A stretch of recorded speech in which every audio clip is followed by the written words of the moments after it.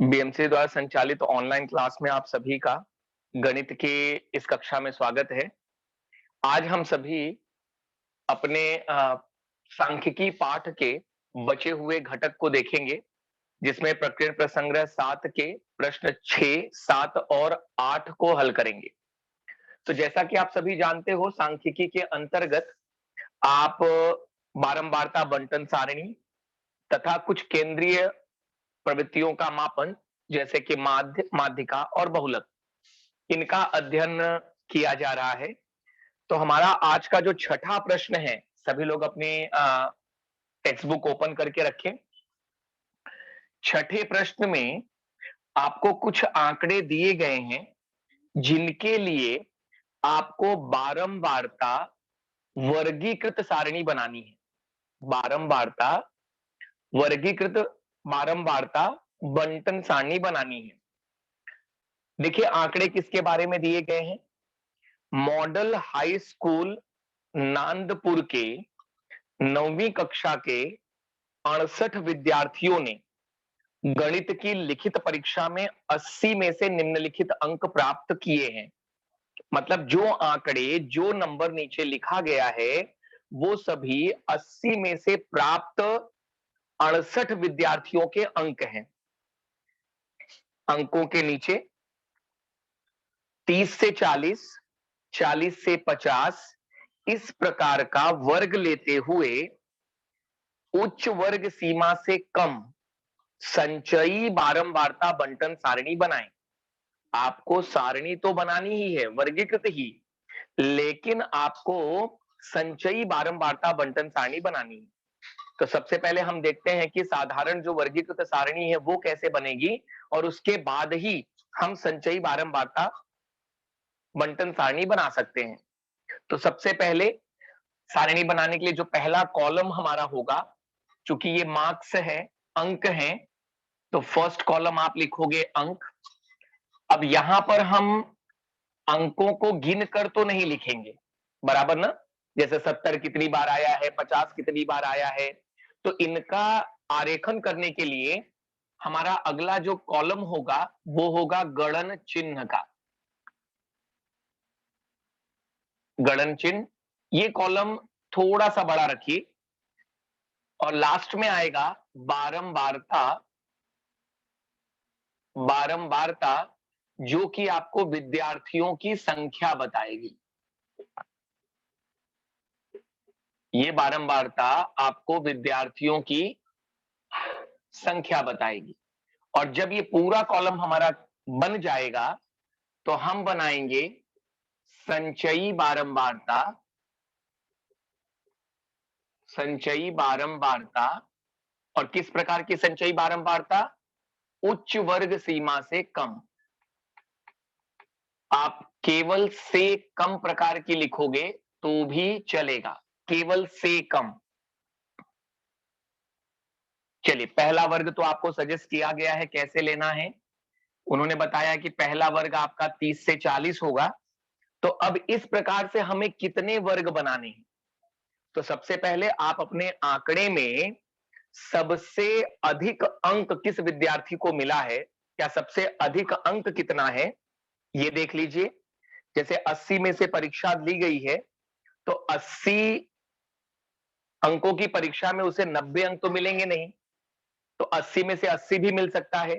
तो आपको कम से कम 80 अंक आए, इतने वर्ग आपको यहां बनाना पड़ेगा। हाईएस्ट अंक देख लीजिए उसमें, वैसे 79 दिख रहा है, सेकंड और 80 भी दिख रहा है बेटा। तो 80 अंक तक आ सके ऐसा वर्ग लेंगे। तो 30 से 40 के बाद दूसरा वर्ग है 40 से 50। इस प्रकार कंटिन्यू 10-10 का अंतर लेते हुए आप अपने वर्ग बना लीजिए। 50 से 60, 60 से 70, 70 से 80। अब ध्यान दीजिए, ये जो वर्ग लिए जा रहे हैं ये सतत वर्गीकृत की सारणी के वर्ग है। 40 पे खत्म हो रहा है यहां पे, और वही 40 से स्टार्ट हो रहा है। तो इस प्रकार के वर्गों का अर्थ क्या है कि यदि किसी विद्यार्थी को 40 अंक मिलते हैं तो वो इस वर्ग में न आकर इस वर्ग में दिखाया जाएगा। कारण ये जो 30 से 40 यानी जो सतत वर्गीकृत सारणी होती है, उसका ये जो वर्ग 30 से 40 वाला है, यहां यहां पर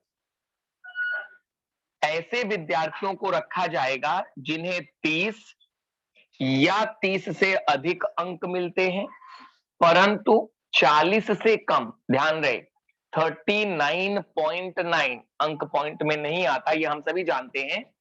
39.9 तक का वैल्यू यहां पे आ सकता है, लेकिन उसके बाद का जो मान है 40, वो आप अगले वर्ग में रखेंगे। ठीक, तो इसलिए जिस विद्यार्थी को 80 मिला है वो इस वर्ग में तो आएगा नहीं, तो हमें एक वर्ग और लेना पड़ेगा जो आएगा 80 से 90।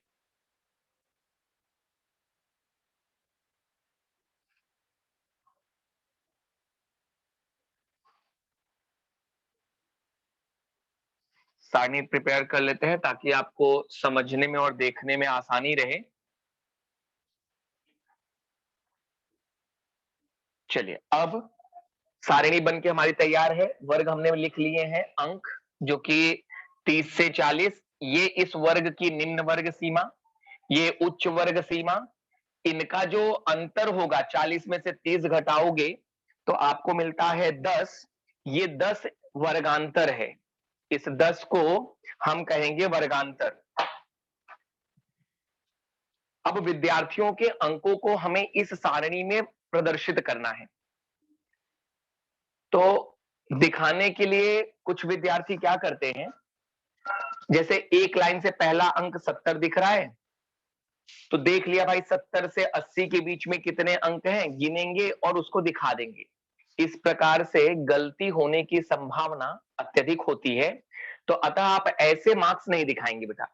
आप क्या करिए, अपने दोनों हाथों का इस्तेमाल करें, जो भी आपको अंक दिए गए हैं अपनी बुक पर एक एक अंक को देखते हुए उसे इस सारणी में अंकित करिए। जैसे मैं कॉलम स्वरूप में लूंगा, तो सबसे पहले है अंक 70, तो देख लो 70 किस में आएगा, यहां तो आएगा नहीं, तो हम 70 में पहले एक गणन चिन्ह बना देंगे, 70। फिर दिया है 80, 80 नीचे आएगा उसके, 80 के बाद है 36, 36, 30 से 40 वाले ग्रुप में आएगा। फिर है 56, ये आएगा 56 वाले, 50 टू 60 ग्रुप में। फिर से 80 है, 80 के बाद है 45, 45 के बाद है 50, 50, 50 के बाद है 79,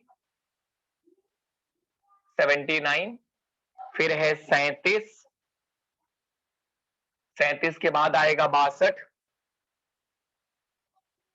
62 के बाद है 49, 49 के बाद है 42, 42, फिर 60, 39, 61, 66, 59, 70, 66। अब देखिए, जैसे ही किसी एक ग्रुप या वर्ग में 4 गणन चिन्ह आपने बना लिए हैं, कंटिन्यू अगर आप ऐसे ही गणन चिन्ह बनाते जाएंगे तो गिनने में भी उतनी ही प्रॉब्लम होगी। तो जब 5वां अंक आप वहां पर दिखाओगे तो उसे 5 के बंडल में बदल लीजिए। तो ये हो गया 66, 43, 71, 72, 69, 37,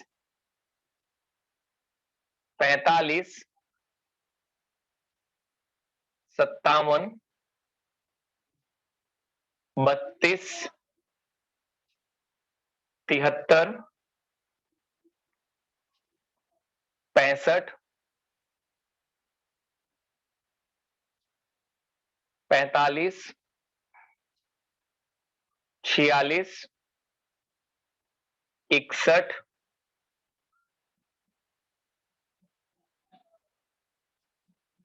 40, 78, 35, 66, 38, 51, 45, 36, 46, 56, 30, 32, 32, 46, 56, 47, 40, 42, 36, 47, 57, 47, 43, 42, 52, 60, 56, 75, 43, 68, 36, 68, 43, 55, 78,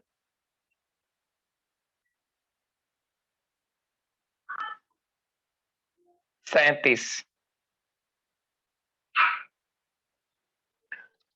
तो इस प्रकार से हमें तालिका में या जो भी आंकड़े दिए गए थे, वो सारे आंकड़ों के लिए हमने गणन चिन्ह बना लिया है। अब हम इन्हीं गणन चिन्हों की गणना करके बारंबारता के अंतर्गत इन्हें लिखेंगे। ध्यान रहे, जब आप आंकड़ों का अंकन करेंगे तो आपका पूरा ध्यान इनके अंकन पर होना चाहिए। एक बार भी आपने अपनी नजर यहां वहां की तो ये गलत हो जाएगा और फिर इसको करेक्ट करना थोड़ा डिफिकल्ट होता है। तो आप इमीडिएट क्या करिए, उसको फिर से कट कर दीजिए और नया टेबल बनाकर फिर से चालू करिए। तो यहां पर पहले ग्रुप में, पहले वर्ग में हमारे पास 5, 10 और 4, 14, 14 विद्यार्थी आ गए। दूसरा वर्ग जो है इसमें 5, 10, 15, 20 विद्यार्थी, 5, 10 और 1, 11 विद्यार्थी, 5, 10 और 2, 12 विद्यार्थी, 5 और 4, 9 विद्यार्थी।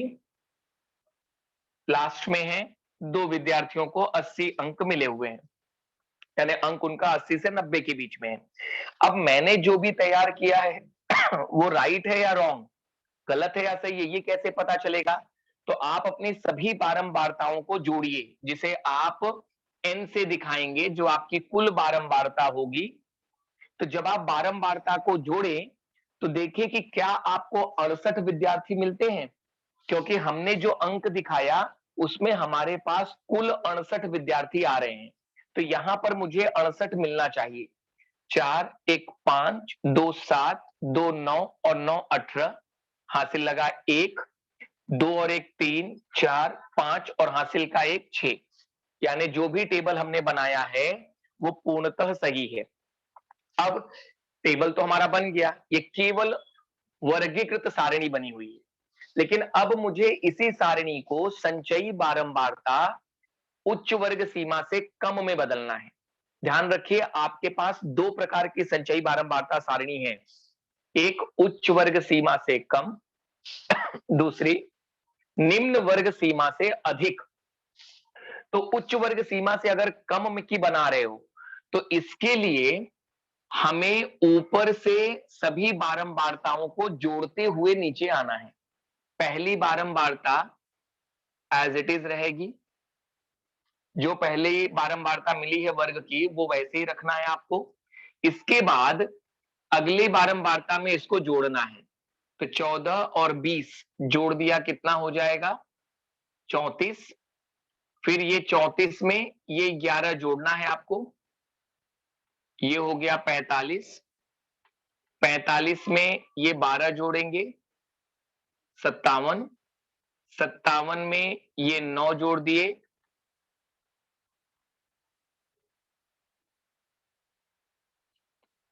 66, फिर 66 में ये 2 जोड़ा, ये हो गया 68। अब अगर यहां पर कहीं पर भी आपको गलती मिले तो आप उसको चेक कैसे करेंगे? क्योंकि आप यहां पर भी बारंबारता को ही जोड़ रहे हैं, तो लास्ट में आपका योगफल जो है वो इससे टैली करना चाहिए बेटा। उसका मिलान जो है इस अंक के साथ होना चाहिए।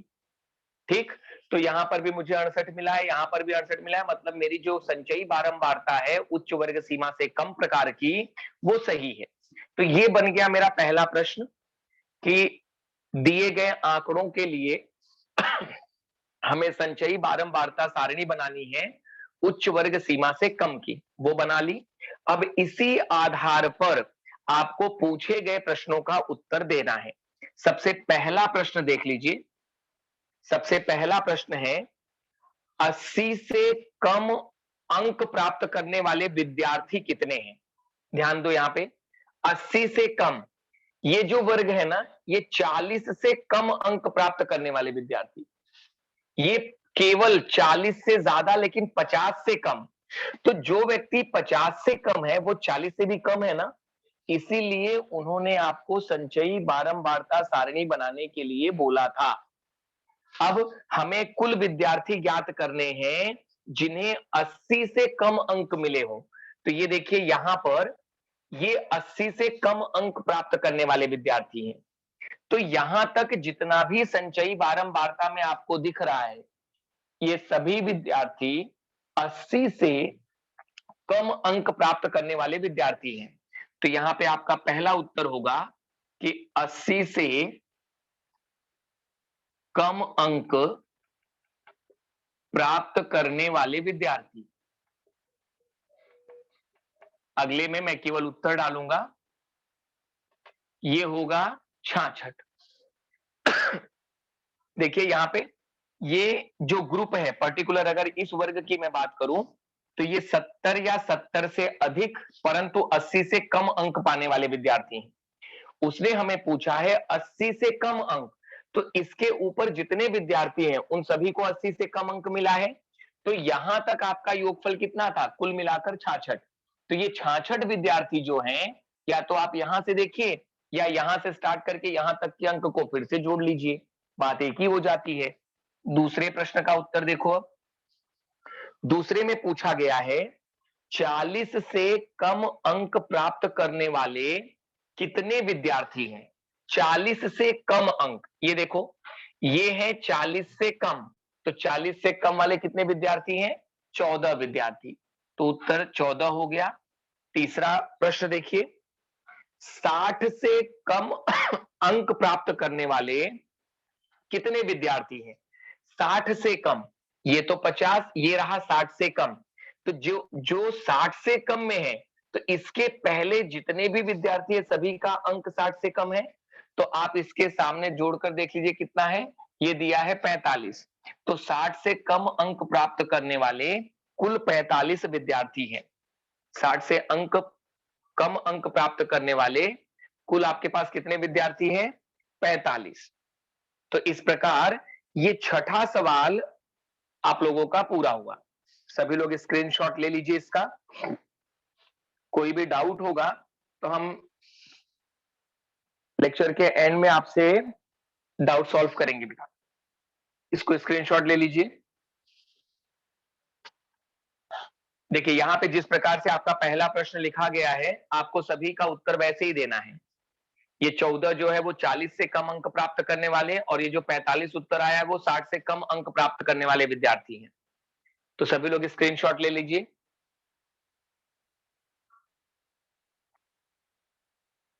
चलिए अब 7वां प्रश्न देखते हैं। अपनी अपनी किताबों में देखिए, उदाहरण लिखा है 7वें प्रश्न में कि उदाहरण 6 में दी गई सामग्री के आधार पर, मतलब सेम टेबल यही दिया था ना उदाहरण 6 में, एग्जाम्पल 6 में आपको यही टेबल दिया हुआ है। तो इसी का उपयोग करते हुए आपको 30 से 40, 40 से 50, ठीक है, वही वर्ग है, ऐसे वर्ग लेकर निम्न वर्ग सीमा से अधिक, निम्न वर्ग सीमा से अधिक प्रकार की संचयी बारंबारता बंटन सारणी बनाएं तथा उसके आधार पर निम्न प्रश्नों के उत्तर दीजिए। तो अब मुझे बदलना कहां है, केवल जो संचयी बारंबारता आपने उच्च वर्ग सीमा से कम की बनाई, अब उसी संचयी बारंबारता को हमें निम्न वर्ग सीमा से अधिक बनाना है। तो मैं ये ग्रुप चेंज कर देता हूं यहां पे, ठीक, और ये हो जाएगा अब निम्न वर्ग सीमा से अधिक।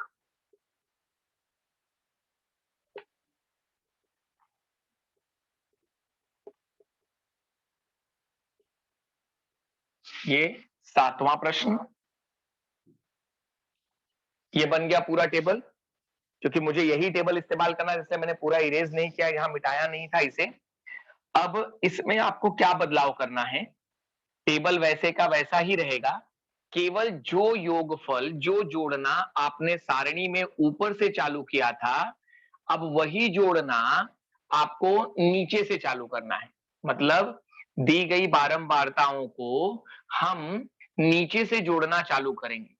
तो जब आपने जोड़ना स्टार्ट किया था उच्च वर्ग सीमा से कम वाली में, तो पहली बारंबारता तो ऐसे ही आई थी ना, तो यहां पर भी अब अंतिम बारंबारता ठीक वही आएगी। जब आप निम्न वर्ग सीमा से अधिक की सारणी बनाएंगे, तो ये जो उत्तर है आपका, ये 2 ही रहेगा। फिर इसके बाद ऊपर की तरफ जोड़ते चलिए, 9 2 11, ये हो गया 23,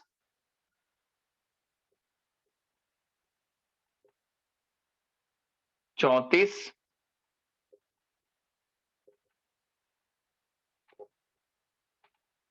34 और 20 54,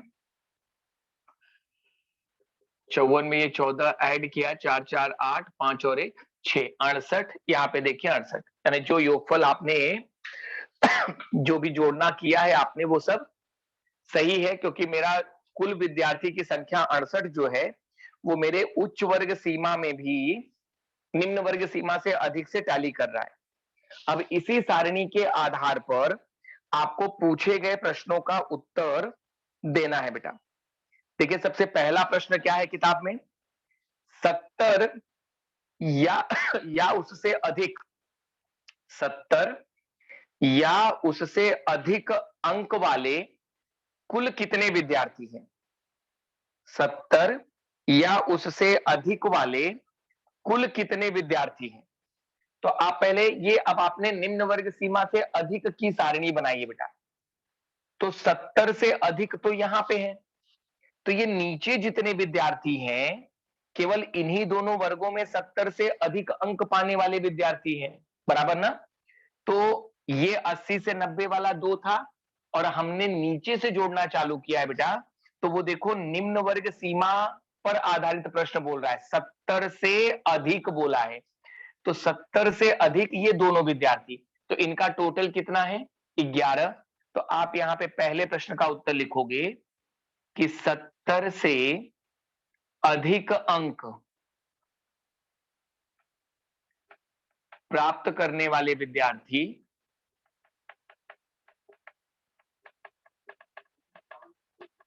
या विद्यार्थियों की संख्या,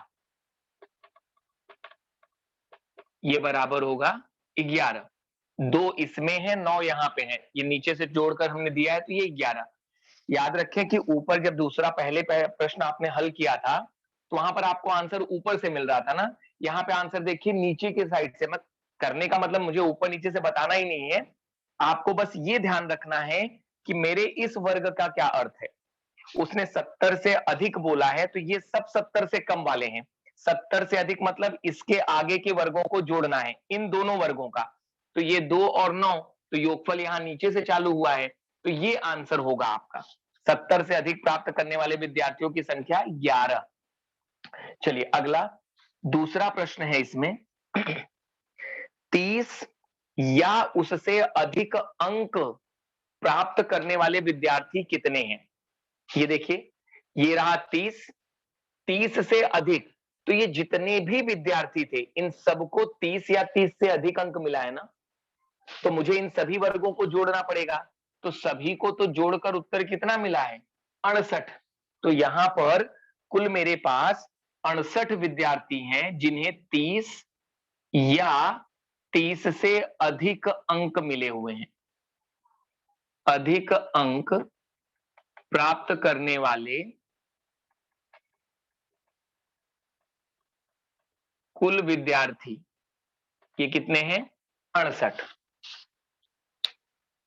तो यहां पे प्रश्न पूछने की एक प्रवृत्ति को आपने देखा होगा कि इसके पीछे जितने भी प्रश्न थे उसमें बेटा लिमिट जो दिया था, सीमा जो दी थी, वो उच्च वर्ग सीमा वाला दिया था, क्योंकि आपने वहां पर उच्च वर्ग सीमा से कम की सारणी बनाई थी।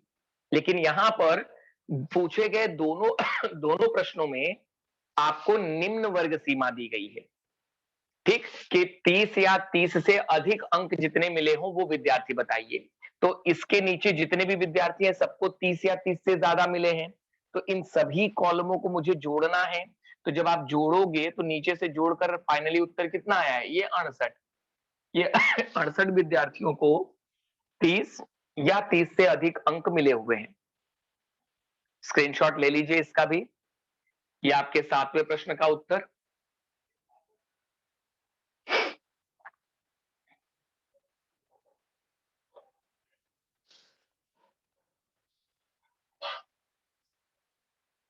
चलिए 8वें प्रश्न की तरफ बढ़ते हैं। 8वें प्रश्न में हमें कुछ आंकड़ों को आरोही क्रम में व्यवस्थित करके दिया गया है। आंकड़ों को आरोही क्रम यानी असेंडिंग ऑर्डर, आरोही क्रम असेंडिंग ऑर्डर, छोटे से बड़े में व्यवस्थित करके दिया गया है, जिसके आधार पर हमें माध्यिका का उपयोग करते हुए यक्स का मान निकालना है।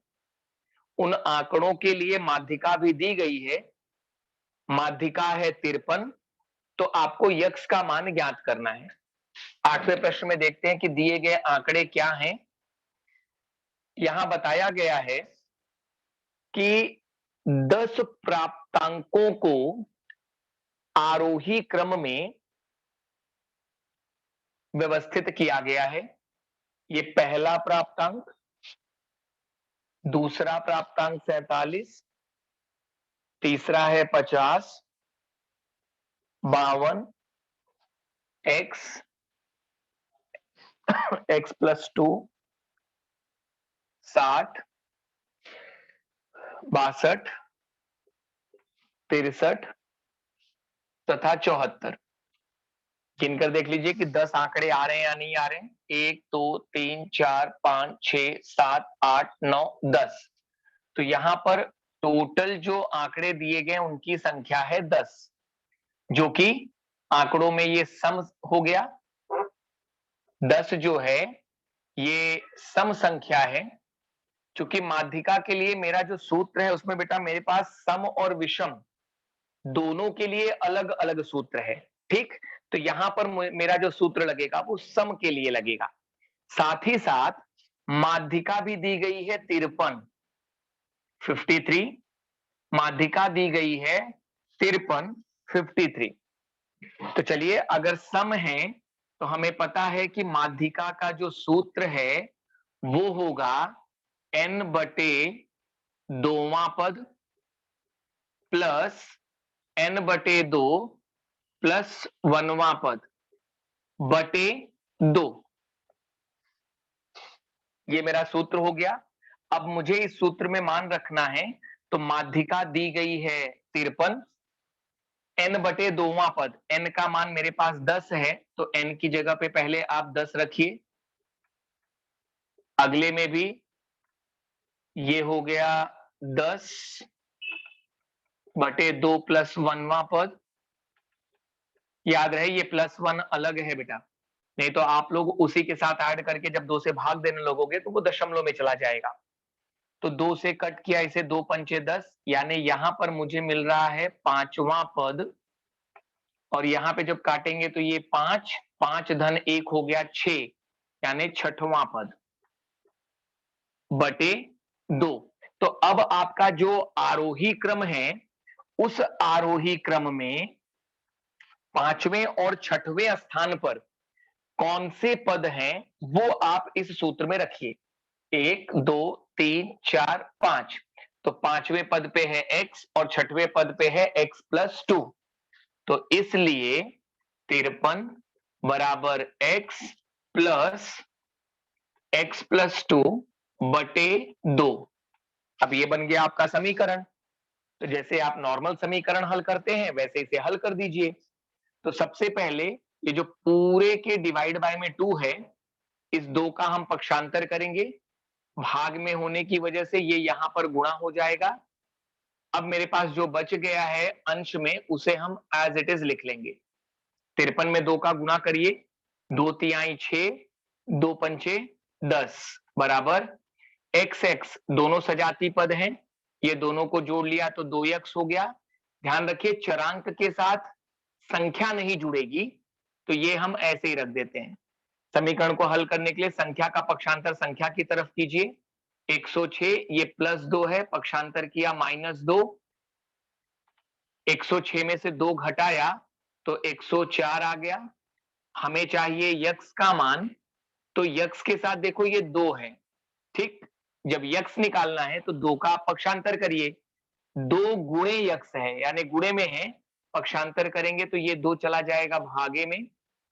इसलिए यक्स बराबर 2 से 104 को काटिए, 2 पंचे 10, 2 दूना 4। तो यक्स का मान आ गया 52।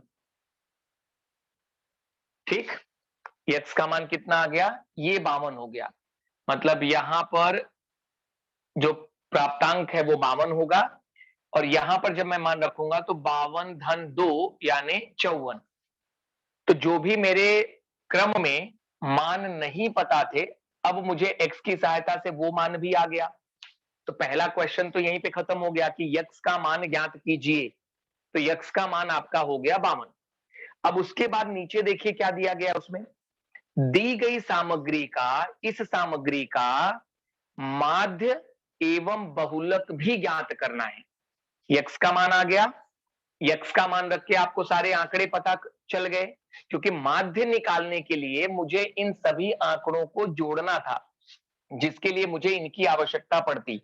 इसलिए मैंने पहले से क्या किया, यक्स का मान रख करके 52 और 54 बता दिया है। चलिए सभी इसका पहले स्क्रीनशॉट ले लीजिए।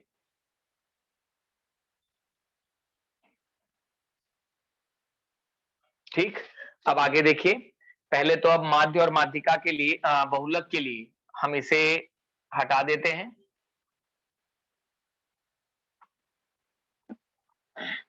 यक्स की सहायता से हमने अपने दोनों मान निकाल लिए हैं यहाँ पे, कि यक्स 52 है तो x+2 हो जाएगा 52 धन 2 अर्थात 54।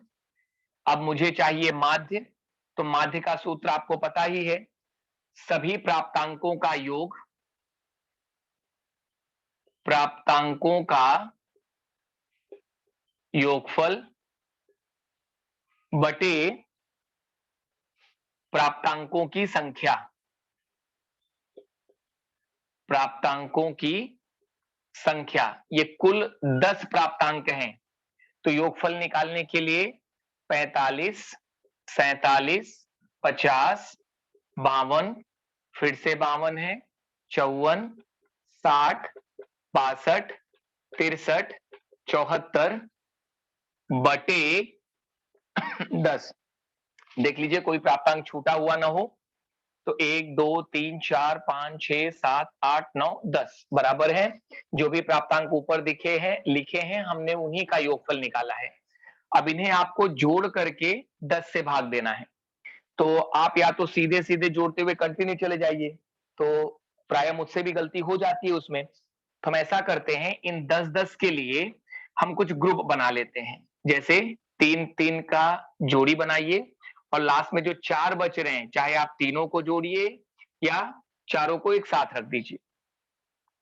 4-4 का भी कर सकते थे, 3 जोड़ना आसान हो जाएगा।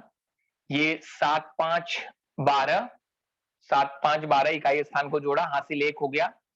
4 4 8, 8 5 13 और हासिल का 1 था बेटा, तो ये हो गया 14।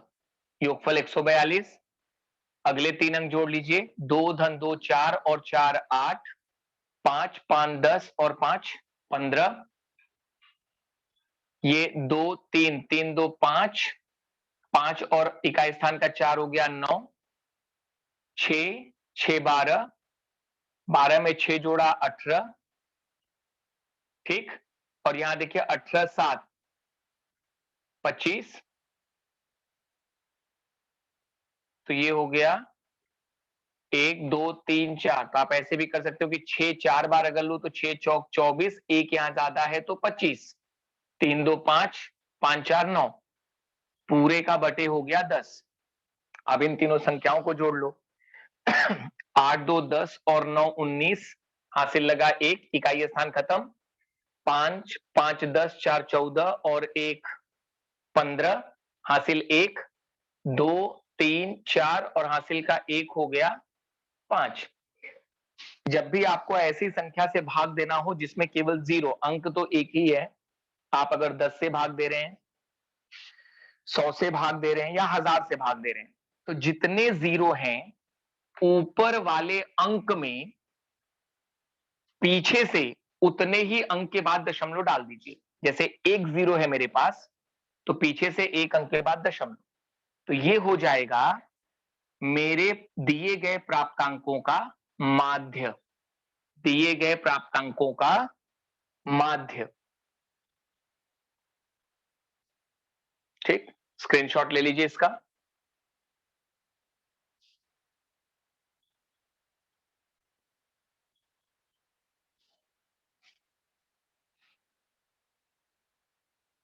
योगफल और भाग, ये आप भी एक बार क्रॉस चेक कर लीजिएगा। हो सकता है कि टोटल में कहीं गलती हो, तो आप उसमें सुधार करेंगे। तो तरीका यही है कि जो भी प्राप्तांक दिए गए हैं, सबसे पहले आप उनका योगफल निकालिए, प्राप्तांकों की संख्या लिखिए, योगफल चेक करके भागे 10, 55.9 जो है वो इसका माध्य। अब बारी आती है बहुलक की। तो बहुलक के लिए देखिए क्या करना है। जैसा कि हमने पढ़ा है कि जो आंकड़ा मैक्सिमम टाइम या अधिकतम बार हमारे आंकड़ों में आया होगा, वही बहुलक बनता है। तो मेरे इस आंकड़े में जो भी अंक हैं, अगर आप चाहो तो आप यहां पे प्राप्तांक और उनकी बारंबारता लेकर के एक सारणी बना लो। तो मेरे पास सबसे छोटा जो प्राप्तांक है वो है 45, देख रहे हैं, क्योंकि ये आरोही क्रम में ही लिखा हुआ है। तो ये 45, फिर उसके बाद है 47, फिर 50, फिर 52, 54, 60, 62, 63 और 74। कौन कितनी बार आया है वो देख लीजिए।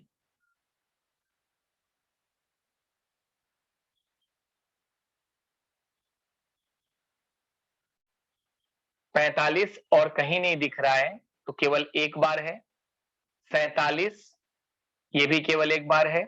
50 और कहीं नहीं है, तो एक बार। 52 देखिए, 52 1 और 2, 52 हो गया। उसके बाद 54 देखिए, 54 भी एक ही दिख रहा है मुझे। 60 भी एक है, 62 भी एक है, 63 भी एक है, 74 भी एक है। अब आप केवल इतना सुनिश्चित कर लीजिए कि आपने सभी 10 प्राप्तांकों को लिख लिया है या नहीं। 1 2 3 3 2 5 6 7 8 9 10, बराबर 10 हो गए। तो इन सभी प्राप्तांकों में किसकी बारंबारता सबसे अधिक है? 52 की। किसकी बारंबारता? 52 की बारंबारता सबसे अधिक है, बराबर। तो इसलिए प्राप्तांक क्या होगा यहां पे, सॉरी, बहुलक। कारण देना है तो आप ऐसे लिख सकते हो कि चूंकि प्राप्तांक 52 की बारंबारता सर्वाधिक है, इसलिए बहुलक ये होगा 52।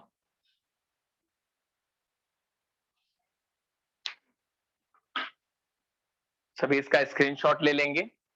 तो इस प्रकार आज के अपने इस अंक में हमने दिए गए आंकड़ों के आधार पर वर्गीकृत बारंबारता बंटन सारणी, उसके बाद संचयी बारंबारता में उच्च वर्ग सीमा से कम तथा निम्न वर्ग सीमा से अधिक दोनों प्रकार की सारणियां बनानी सीखी, उनके आधार पर प्रश्नों का उत्तर देना सीखा।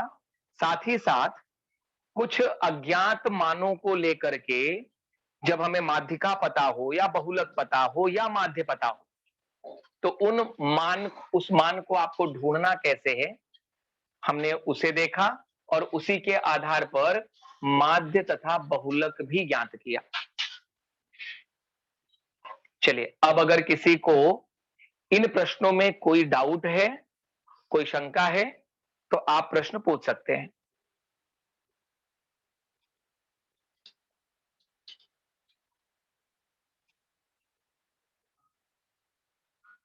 किसी बच्चे को यदि इन कराए गए प्रश्नों में कोई दिक्कत हो, कोई डाउट हो, तो वो अपनी शंका पूछ सकते हैं बेटा। चैप्टर बहुत आसान है। Hello sir. हाँ बेटा बोलिए। सर 52 की जगह पर x क्यों लिखा है? बहुलक की जगह पर यक्स कहाँ लिखा है बेटा? सर 52 की जगह पर। ये 52 ना? हाँ। मुझे पहले ये मान नहीं पता था बेटा। प्रारंभिक में अगर आप अपनी किताब में देखोगे ना तो ये प्रारंभिक में ये मान नहीं था, उसने यक्स और यक्स प्लस 2 लिखा था, ये देखो ऐसा था। और इन सभी की माध्यिका दी गई थी। अगर आपने स्क्रीनशॉट लिया है तो 8वें का जहां मैंने माध्यिका लिखा है, आप उस पेज पर आओ, उसमें आपको माध्यिका दिया गया था। जब मैंने माध्यिका का इस्तेमाल किया तो मुझे यक्स का मान 52 मिला, मतलब ये प्राप्तांक जो है इसका मान कितना मिला? 52 मिला। यक्स बराबर 52 मिला था ना वहां पे। तो हाँ सर। इसलिए यहां पर 52 अंक आ गया। अब ये x प्लस 2 है, तो जब मैं यहां पे लिखूंगा 52 प्लस 2, यहां देखो नीचे मैंने निकाल के बताया भी है कि कैसे ये 54 हुआ। तो x प्लस 2, 52 प्लस 2 अर्थात 54, तो ये हो गया 54। समझ में आ रहा है? तो अब हाँ मेरे सर। पास सभी आंकड़े आ गए। ध्यान रहे, जब आपके आंकड़ों में कोई एक मान या दो मान पता नहीं होगा तो आपको कोई ना कोई केंद्रीय प्रवृत्ति वहां पर दी रहेगी, चाहे आपको माध्यिका बताया रहेगा, चाहे आपको माध्य बताया रहेगा या बहुलक दिया गया होगा। तो आप उसी के सूत्र का इस्तेमाल करके पहले इस यक्स का मान निकालिए। जब यक्स का आ जाए तो उसके आधार पर पूछे गए अन्य प्रश्नों को हल कीजिए। Okay sir. समझ में आया? चलो, और किसी को कुछ डाउट है बेटा?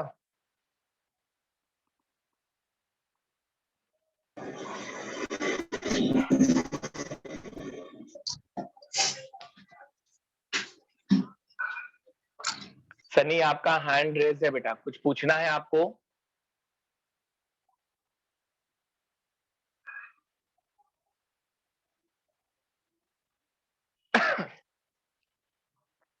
सांख्यिकी के इन प्रश्नों में किसी को और कुछ पूछना है? किसी का कोई डाउट है बेटा?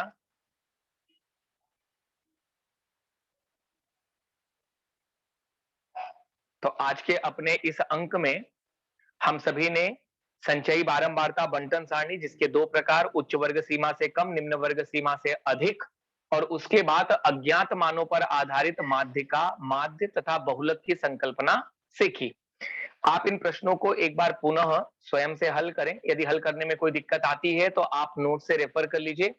बार बार प्रयास करते रहने से ये प्रश्न आपको अच्छी तरीके से आएंगे। धन्यवाद।